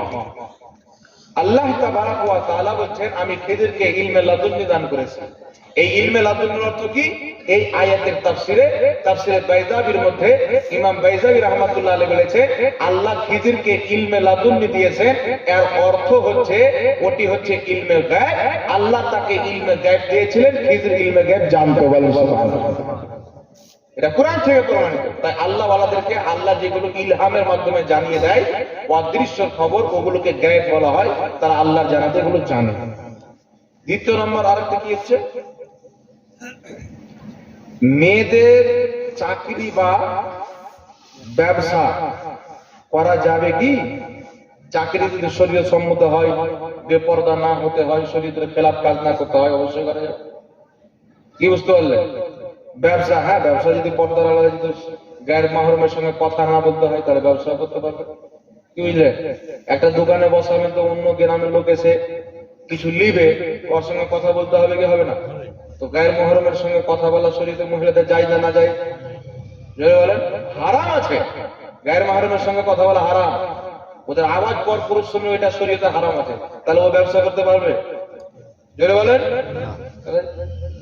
দ্বিতীয় নম্বর আরেকটা কি আছে, ডক্টর জাকির নায়েক ও মিজানুর রহমান আজহারের বক্তব্য শোনা যাবে কিনা? শুনে, ডক্টর জাকির নায়েক হচ্ছে ওসিলার মুনকির। কিসের মুনকির? সে বলেছেন নবীর পর্যন্ত ওসিলা দেওয়া চলবে না। তাবরানী শরীফের মধ্যে ইমাম তাবরানী সহিহ সনদে হাদিস নিয়ে এসেছেন যে সাহাবায়ে কেরাম নবী পাকের ইন্তেকালের পর নবী পাকের ওসিলা দিয়ে দোয়া করেছেন। জোরে বলেন সুবহানাল্লাহ। মুসান্নাফ ইবনে আবি শাইবার মধ্যে হাদিস, উমারে ফারুক রাদিয়াল্লাহু তাআলা আনহুর জামানায় বৃষ্টি বন্ধ হয়ে গেল, অন্য সাহাবী তিনার কবরে গিয়ে তিনার ওসিলা দিয়ে দোয়া করেছেন, তারপরে বৃষ্টি হয়েছে। এই হাদিসটিকে ইমাম ইবনে হাজার আসকালানী ফাতহুল বারির মধ্যে সহিহ বলে উল্লেখ করেছেন। জোরে বলেন সুবহানাল্লাহ। এইরকম অসংখ্য সহিহ হাদিস আছে যাতে থেকে স্পষ্ট ভাবে প্রমাণ যে ওসিলা সাহাবায়ে কেরাম নিয়েছেন। আমার নবী নিজে ওসিলা নিয়েছেন। বলে দেবো হাদিসটি, মাজমাউজ জাওয়াইদের মধ্যে হাদিস, হযরতে আলী রাদিয়াল্লাহু তাআলা আনহুর মা যখন ইন্তেকাল করলেন, আমার আপনার নবী নিজে জানাজার নামাজ পড়ে নিজে কবরে রাখলেন। উনাকে কবরে রাখার আগে উনার কবরে আমার আপনার নবী শুয়ে দেখলেন, তারপরে উঠে উনাকে কবরে রাখলেন, দাফন করলেন। দাফন করার পর আমার নবী দোয়া করছেন, আল্লাহ আমার মাকে তুমি, আমার মায়ের মাগফিরাত করো, তার কবরকে প্রশস্ত করো, বেহাক্কে নবিয়্যিকা, তোমার নবীর ওসিলায়, ওয়াল আম্বিয়া, এবং পূর্বের আম্বিয়ায়ে কেরামের ওসিলায়। জোরে বলেন সুবহানাল্লাহ। পূর্বের সমস্ত নবীর ওসিলায় এবং আমার ওসিলায় আমার মায়ের কবরকে প্রশস্ত করো, তার মাগফিরাত করো। কে দোয়া করেছেন? জোরে বলেন। আমার নবী দোয়া করেছেন। আর এই হাদিসটিকে কিয়ামত পর্যন্ত কেউ জাল প্রমাণ করতে পারবে না। ইমাম হাইসামি হাদিসটি উল্লেখ করে বলেছেন, এই হাদিসের সমস্ত বর্ণনাকারী হচ্ছে সহিহ বর্ণনাকারী। জোরে বলেন সুবহানাল্লাহ। একজন বর্ণনাকারী আছেন যাকে একজন ইমাম বলেছেন তিনি একটু দুর্বল, কিন্তু ইমাম হাকিম ওকে বলেছেন বিশ্বস্ত রাবী, সহিহ বর্ণনাকারী। ইমাম ইবনে হিব্বান বলেছেন ইনি সহিহ বর্ণনাকারী। তাহলে ইমাম হিব্বান, ইমাম হাকিমের মতো জগৎ বিখ্যাত ইমাম যখন একজন রাবীকে বলে দিলেন ইনি হচ্ছেন সহিহ রাবী, তাদের বলাতে হাদিসটি বিশুদ্ধ হলো। জোরে বলেন সুবহানাল্লাহ। তাহলে আমার নবী নিজে ওসিলা নিয়েছেন, সাহাবা নিজে ওসিলা নিয়েছে। আর জাকির নায়েক বলছে ওসিলা হারাম। বলছে কুরআন পাকে 25টি আয়াত আছে ওসিলা হারাম। কতটি আছে? কিয়ামত পর্যন্ত কোন আহলে হাদিস যদি একটা আয়াত দেখাতে পারে যে কুরআন পাকে আল্লাহ বলছে ওসিলা হারাম, 5 লাখ টাকা তাকে পুরস্কার দেবে। 5 লাখ টাকা পুরস্কার। আর এটা আমার হাইসিয়ত অনুযায়ী কথা বলছি, আমি দিতে পারবো। অনেকে বলে বুঝতে পারবে 5 লাখ পাবে কোথায়? আছে আলহামদুলিল্লাহ, তাই বলছি, না থাকলে বলতাম। তো কুরআন পাকের প্রতি কেউ যদি মিথ্যা অপবাদ দেয়, ঈমান থাকবে? কুরআন পাককে মিথ্যা অপবাদ দেওয়া মানে আল্লাহর উপরে মিথ্যা বলা, ঠিক না বেঠিক? আমার নবী বলেছেন কেউ যদি আমার নাম দিয়ে মিথ্যাচার করে সে নিজের ঠিকানা জাহান্নাম বানিয়ে এলো। তাহলে নবীর নামে যদি মিথ্যাচার করলে জাহান্নাম যেতে হয়, তাহলে আল্লাহর নামে যে মিথ্যাচার করবে জান্নাতে যাবে না জাহান্নামে যাবে? জোরে বলেন। তাহলে জাকির নায়েক বলেছে কুরআন পাকে 25টি আয়াত আছে ওসিলা হারাম, কিন্তু একটিও আয়াত নাই কিয়ামতের সকাল পর্যন্ত কেউ দেখাতে পারবে না। তাহলে কুরআন পাকের উপরে যে মিথ্যা বাঁধে এবং যে ওসিলাকে সে হারাম বা নাজেজ মনে করে, আমার নবী নিজেই ওসিলা নিয়েছেন, তো আমার নবীকে হারামকারী বললো কিনা? সাহাবা নিজেই ওসিলা নিয়েছে, সাহাবাকে হারামকারী বললো কিনা? তো যার ফতোয়াতে সাহাবা হারামকারী প্রমাণিত হয়, আমাদের নবী হারামকারী প্রমাণিত হয়, আল্লাহর কুরআনের উপরে মিথ্যা অপবাদ লাগে, ও মুসলমান না কাফির বেঈমান বলে? জোরে বলে। তাই বেরাদর ইসলাম, এর ওয়াজ যে শুনবে পাকা জলগুলা কাফির হবে। আরেকটি হচ্ছে আরেকটি নাম কি বললেন এখানে, মিজানুর রহমান আজহারি। এই একটি শুনেন, আমি কিন্তু দু একটি বলে দিলাম। জাকির নাইকের ওর শত শত আকীদা আছে যেগুলো আমেরিকার ইহুদিদেরও নাই, ইসরায়েলের ইহুদিদেরও আকীদা নাই, এত নিকৃষ্ট আকীদা। আরেকটা নাম বলেন মিজানুর রহমান আজহারি। শুনেন, মিজানুর রহমান আজহারি সাহেব বলেছে যে আমাদের নবী সিগনেচার করতে জানতেন না। শুনেছেন? ওনার আক্ষরিক জ্ঞান ছিল না। 1 2 3 আলিফ বা তা লেখা থাকলে উনি পড়তেও পারতেন না, কিন্তু উনি মূর্খ থাকতেন না, মানে মূর্খ ছিলেন। বুঝতে পারছেন কথা আমার? মানে আমি আপনাকে বলছি অমুক ধুমুক ঘর মার চলাকে, হ্যাঁ আপনাকে গালি দিলাম না, বুঝতে পারছেন? বলছে নবী লিখতে জানতো না, পড়তে জানতো না, 1 2 3 লেখা থাকলে এটা জানতো না কি লেখা আছে। আলিফ বা তা সাহা জিম হা কোনটা আলিফ বলে বা বলে তা বলে এটা নবী জানতো না। কিন্তু যদি সহি হাদিসে থাকে নবী জানতেন, তাহলে ওর বক্তব্যটা হাদিসের বিপক্ষে হবে কি হবে না? কথা বলতে হবে। আপনি খুলেন বুখারী শরীফ, হাদিস নাম্বার 2699। কত নাম্বার হাদিস?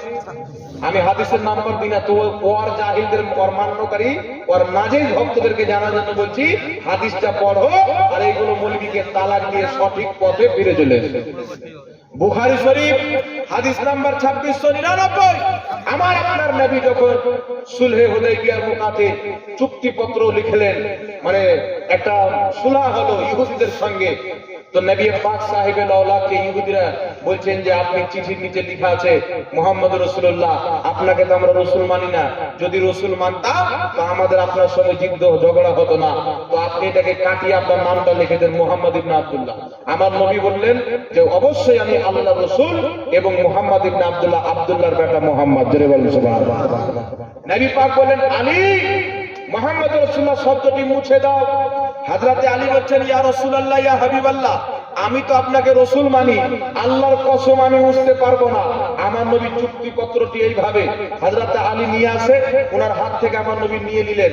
নেওয়ার পরে নবী পাক মুহাম্মদ রাসূলুল্লাহ শব্দটি মুছে লিখলেন মুহাম্মদ ইবনে আব্দুল্লাহ। আরো অনেক শব্দ লিখে আমার নবী প্রমাণ করে দিলেন আমি লিখতেও জানি, আমি পড়তেও জানি, আক্ষরিক জ্ঞান রাখি। জোরে বলেন সুবহানাল্লাহ। তাফসীরে রুহুল বায়ান ইমাম ইসমাইল হাক্কি রাহমাতুল্লাহ আলাইহি লিখেছেন আমার নবী অক্ষরিক জ্ঞান জানতে অপরকে শিক্ষা দিতেন। জোরে বলেন সুবহানাল্লাহ। শিফা শরীফের মধ্যে ইমাম কাজী আয়াজ রাহমাতুল্লাহ আলাইহি লিখেছেন আমার নবী কাতিবে ওহী সাইয়্যিদনা আমিরুল মুমিনিন আমিরে মুআবিয়া রাদিয়াল্লাহু তাআলা আনহু বসে লিখতেছেন ওহীগুলি। আমার নবী বলছেন মুআবিয়া আলিফটাকে সোজা করে লেখো, বাটাকে এইভাবে লেখো, তাটাকে এইভাবে লেখো, জিমটাকে এইভাবে লেখো, হাটাকে এইভাবে লেখো, আল্লাহ শব্দটাকে সুন্দর করে লেখো, আর রহমানের মিমটাকে অন্ধ করিও না, মিমের মাথাতে একটু ফুটো থাকে ওটাকে রাখো। জোরে বলেন সুবহানাল্লাহ। আমার নবী নিজেও জানতেন, অপরকেও শিক্ষা দিতেন। বুখারীর সহিহ হাদিস নবী সিগনেচার করেছেন, এখন হাদিসের বিরুদ্ধে বলছে নবী লিখতে পড়তে জানতেন না। তো হাদিসের বিরুদ্ধে আপনি আকীদা রেখে আপনাকে জাহান্নামী বানাচ্ছে না জান্নাতি বানাচ্ছে? কথা বলে। আমি বললাম বুখারী 2699 নাম্বার হাদিস, বাংলা বুখারী ওদেরই লেখা, আমাদের এখন বাংলা বুখারী লেখা হয়নি, ওদেরই লেখা বই। আপনি পড়িয়েন, যদি না থাকে আমার নবী সিগনেচার করেছে, আমি টাকা পয়সা থাক আমার গর্দন পর্যন্ত দেওয়ার জন্য আমি উপস্থিত আছি। কিয়ামতের সকাল পর্যন্ত কোনো ওয়াহাবী প্রমাণ করতে পারবে না নবীর আক্ষরিক জ্ঞান ছিল না। কিন্তু কোরআন প্রমাণ করছে নবীর মতন আক্ষরিক জ্ঞান পৃথিবীতে কেউ জানে না। বলছে একটি দলিল দিয়ে দিই আপনাদেরকে। আচ্ছা আপনারা বলেন তো, কোরআন পাক যখন পড়ে, কোরআন পাকের দ্বিতীয় সূরার নামটা কি? দ্বিতীয় সূরার নাম জানেন? সূরাতুল বাকারা। কি নাম? সূরা বাকারা যখন পড়বেন প্রথমে পাবেন কি? আলিফ লাম মিম। আছে না নাই? একটু লক্ষ্য করে ধ্যান দিয়ে শুনবেন। এই আলিফ লাম মিম, আলিফ লাম র তা হা আইন সদ, যে সূরাগুলির প্রথমে যে হুরুফগুলি, অক্ষরগুলি আছে, এই অক্ষরগুলিকে বলা হয় হুরুফে মুকাত্তাত। কি বলা হয়? মুকাত্তাত। তো এই হুরুফগুলি যখন জিবরিলকে দিয়ে আল্লাহ পাঠাচ্ছে, জিবরিল এসে বলছেন ইয়া রাসূলুল্লাহ আলিফ, আমার নবী বলছেন আলিম তো আমি জেনে গেছি, আগে বলো। বলছে লাম, নবী বলছেন আলিম তো জেনে গেছি, আগে বলো। বলছেন মিম, নবী বলছেন আলিম তো জেনে গেছি, আগে বলো।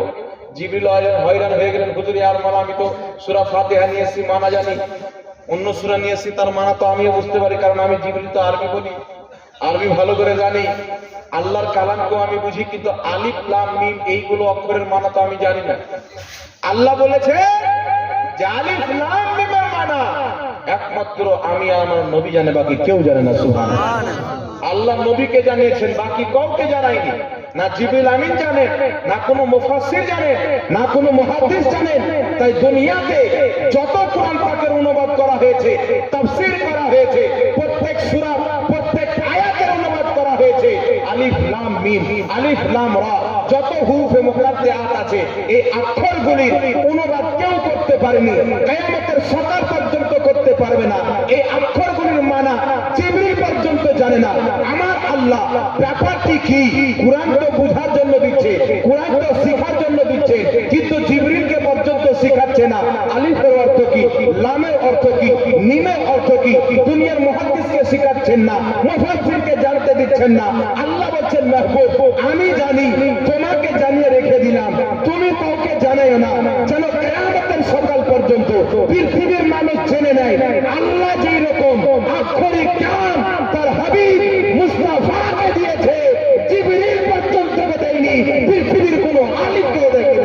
আল্লাহু তাকবীর, নারে রিসালাত, মাসলাকে আলা হযরত উলামায়ে আহলে সুন্নাত। তো কি বুঝতে পারলেন? আলিফ লাম মিমের মানা কোন মানা কিতাবে দেখেছেন, যারা মানা করেছে কেউ দেখেছেন আপনারা? কিয়ামতের সকাল পর্যন্ত পারবে না, কিন্তু আমাদের নবী জানে। জোরে বলুন সুবহানাল্লাহ। এর মানে কি, আক্ষরিক জ্ঞান যতটুকু আমার নবী রাখে, দুনিয়ার কোন মুফাসসির রাখে না, মুফতি রাখে না, মুহাদ্দিস রাখে না, দুনিয়ার কোন মানুষ জিবরিল আলাইহিস সালাম পর্যন্ত রাখে না। জোরে বলুন সুবহানাল্লাহ। তো জিবরিলের চাইতে বেশি আক্ষরিক জ্ঞান মুস্তাফা জানে, মুফাসসিরের চাইতে বেশি আক্ষরিক জ্ঞান মুস্তাফা রাখে। আল্লাহর সৃষ্টিতে সবচাইতে বেশি আক্ষরিক জ্ঞান হোক, যে কোনো জ্ঞান হোক, মুহাম্মদুর রাসূলুল্লাহকে আমার আল্লাহ দান করেছেন। জোরে বলুন সুবহানাল্লাহ। আর একটু জোরে হবে না সুবহানাল্লাহ? তাহলে যে কাঠ মুন্সি বলবে নবীর আক্ষরিক জ্ঞান ছিল না, আমার ঈমান আছে? নবী সিগনেচার করতে জানতো না? আছে? আপনার বাপ যদি লিখতে পড়তে না জানে, আর আমি যদি বসি তোমার বাপ তা আলিফ বাতাসা কিছু এক দুটো কিছু জানে, আপনার রাগ হবে কি হবে না? আপনার বাপ জানে না তো আপনার রাগ হচ্ছে। আমার নবী জানে, জানার পরে কাঠ মুন্সি বলে নবী জানতেন না, আপনার রাগ হয়নি? এলাজ করেন, আপনার ঈমান নাই, আপনার ঈমানের জং লেগে গেছে, ঈমানের ব্যাটারি শেষ হয়েছে, এলাজ করান। আর এলাজ যদি করাইতে হয় তো উলামায়ে আহলে সুন্নাত দেখছেন জান্নাতের ফুল ইনাদের নিকটে এসে নিজের ঈমানের এলাজ করান, হক্কানি মুর্শিদের কাছে গিয়ে এলাজ করান, তিনারা আপনার ঈমানের ব্যাটারি চার্জ করে দিবে। জোরে বলুন সুবহানাল্লাহ। যতক্ষণ পর্যন্ত না ইয়া নবী সালামু আলাইকা পড়বে, ঈমানের ব্যাটারি কি করে আপনার চার্জ হবে? আরে মুর্শিদের বক্তব্য শুনো, বহুত বড় বক্তা রে, ওই বক্তা ফেরে দেশে বলছে যে এগুলো দূর চলবে না, আর মালয়েশিয়াতে মিলাদুন নবীর জালসাতে বলছে আল্লাহুম্মা সাল্লি আলা, এই দুটো পাঠ করছে নাকি? হ্যাঁ হযরত, এক জায়গাতে বলছে চলবে না, আবার এক জায়গাতে নিজেই পাঠ করছে। এগুলো মুনাফিক, এদের থেকে ঈমানকে বাঁচিয়ে রাখবেন।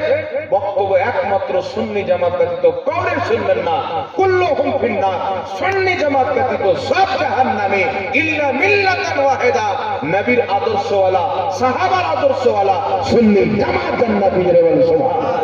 तेरे गुलामों का नक्शे कदम है राहे खुदा, वो क्या बहक सके जो ये चिराग लेके चले। है बिरादर इस्लाम, तो इमाम अहले सुन्नत आला हजरत রাদিয়াল্লাহু তাআলা আনহু হযরত খাজা মুঈনুদ্দিন চিশতির দ্বীনের হিফাজত করেছেন, গাছ পাকের আকীদার হিফাজত করেছেন, সাহাবার দ্বীনের হিফাজত করেছেন, ইমাম আযম আবু হানিফা হানাফি মাযহাবের হিফাজত করে পৃথিবীকে জানিয়ে দিয়েছেন আমি আহমদ রাজা দুনিয়াদারি করতে আসেনি, মুস্তাফার গোলামি করতে এসেছি, আল্লাহ দ্বীনের খাতিমগিরি করতে এসেছি।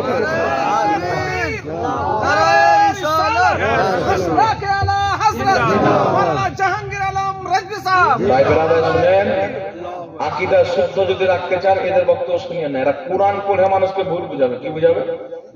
কোরআন পড়ে ভুল বুঝাবে। নবীর ব্যাপারে বলছে লিখতে জানতে না, পাগলা কুত্তা না। আমার নবী যদি ইশারা করে দিত রাস্তার কুত্তা পর্যন্ত লিখতে শিখে যেত। আমার নবী যদি ইশারা করে দিতেন পাথর পর্যন্ত লিখতে আরম্ভ করে দিতেন। আমার নবী ইশারা করলে চন্দ্র পর্যন্ত আকাশে লিখতেন মুহাম্মদ রাসূলুল্লাহ। জোরে বলেন সুবহানাল্লাহ। আমার নবী যদি ইশারা করে দিত সূর্য পর্যন্ত লিখতে আরম্ভ করতো।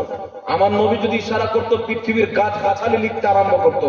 কারণ আমার আপনার নবীকে আল্লাহ তাবারাক ওয়া তাআলা মুখতারে কুল বানিয়ে পাঠিয়েছেন। তাই হুজুর তাজুল শরিয়া রাহমাতুল্লাহ আলাইহি বলছেন, নবী মুখতারে কুল হে জিসকো जो चाहे अता कर दे। বলে সুবহানাল্লাহ। नारे तकबीर, नारे रिसालत, তাই বিরাদার, हैदरी, আমাদের নবী হচ্ছেন मसला পাওয়ারফুল। के आला हजरत, मसला के आला हजरत, बस्ती बस्ती करिया करिया, তাজুল শরিয়া, তাজুল শরিয়া। नारे तकबीर, তাই বুঝতে পারছেন আমাদের নবী মুখতারে কুল মানে কি? পাওয়ারফুল। সুবহানাল্লাহ বলবেন না? পাওয়ারফুল আমাদের নবী। বলছেন নবী লিখতে পড়তে জানতেন। এরা মানুষ বিশ্বাস কি করে করে বলেন তো? ও মানব রূপে যদি পাগলা কুকুর না থাকে তো বিশ্বাস করবে না। একটু যদি মানবতার মধ্যে থাকে বিশ্বাস করবে না। ও চিন্তা করবে, আরে যেই নবী চাঁদ দুই টুকরা করতে পারে, সূর্যকে ফিরিয়ে দিতে পারে, ওই নবী ইশারা করলে তো সব লিখতে আরম্ভ করে। তো উনি নিজে জানতেন এটা কি করে হতে পারে? নবীকে জিজ্ঞাসা করেন, হুজুর আপনি জানতেন কি জানতেন না? হুজুর একটু জানো। আমার নবী বলছেন, নবী পাকের অসংখ্য হাদিস বলছেন, বইস্তো মুআল্লিমান, আমি সমগ্র জগতের শিক্ষক হয়েছি।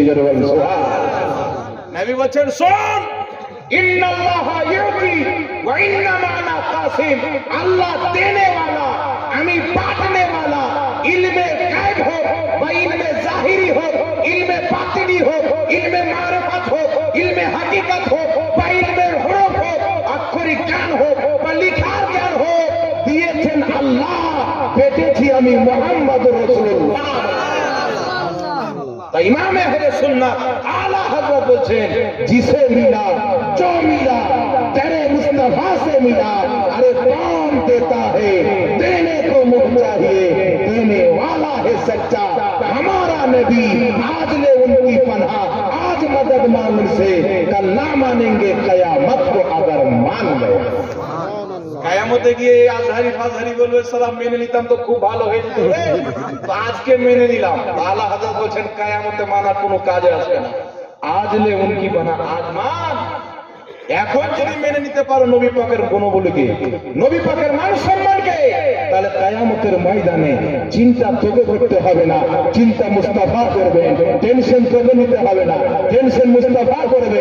কায়ামতের ময়দানে তুমি তোমাকে নিয়ে ভাববে, মুস্তাফা জানে রহমত ওখানে তো উম্মতকে নিয়ে ভেবে সাজদায় পড়ে যাবে। আল্লাহ বলবে, মুহাম্মদ মাথা তুলো, মুস্তাফা মাথা তুলছেন না। আল্লাহ বলছেন, মুহাম্মদ মাথা তুলো, মুস্তাফা মাথা তুলছেন না। আল্লাহ বলছেন, নবী তুমি যা চাইবে আমি আল্লাহ তোমাকে তাই দেব। যার শাফাত চাইবে তার শাফাত করব, যার মাগফিরাত চাইবে তার মাগফিরাত করে দেব। তুমি যাকে চাও জান্নাতে নিয়ে চলে যাও, শাফাতের তাজ তোমার মাথায় সাজিয়ে দিলাম। মুস্তাফা বলবেন, আল্লাহ যতক্ষণ পর্যন্ত আমার গুনহেগার উম্মতকে জান্নাত থেকে বের করে, জাহান্নাম থেকে বের করে জান্নাতে না নিয়ে যাব, আমি মুস্তাফা রাজি হব না। আল্লাহ বলবে, মাহবুব তুমি জাতি রাজি, আমি আল্লাহ জাতি রাজি। বল